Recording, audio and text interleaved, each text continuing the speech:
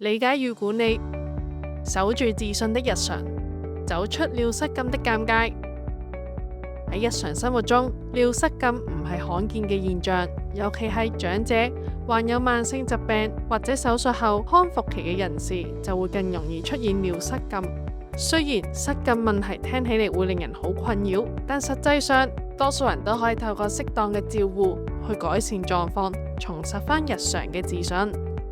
成因與分型要認清，壓力性尿失禁通常都係同盆底肌力量有關，而急迫性尿失禁就同膀胱過度活躍有關。滿日性尿失禁通常都會伴隨埋排尿唔順嘅情況，會感覺到排尿唔清。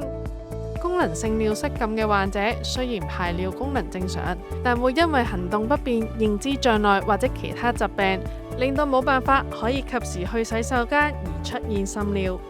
及早識別唔同尿失禁成因，就可以對症治療，避免症狀惡化。實用自我照護策略，掌握技巧並且持續鍛煉盆底肌肉，就可以改善膀胱控制力，建立規律排尿習慣。適量減少飲用含有咖啡因或者酒精飲品，以及保持合適體重，都係有助改善症狀。若出現改變，尋求專業評估。如果排尿改變、過度頻尿或者係夜間頻尿，請諮詢醫護人員，以排除如感染、前列腺問題等其他原因，並制定個人化治療方案。心理層面的重要性，同你信賴嘅家庭醫生、護理人員、家人或者係朋友坦誠交流，有助舒緩壓力，以獲得適時求助。失禁唔係失敗，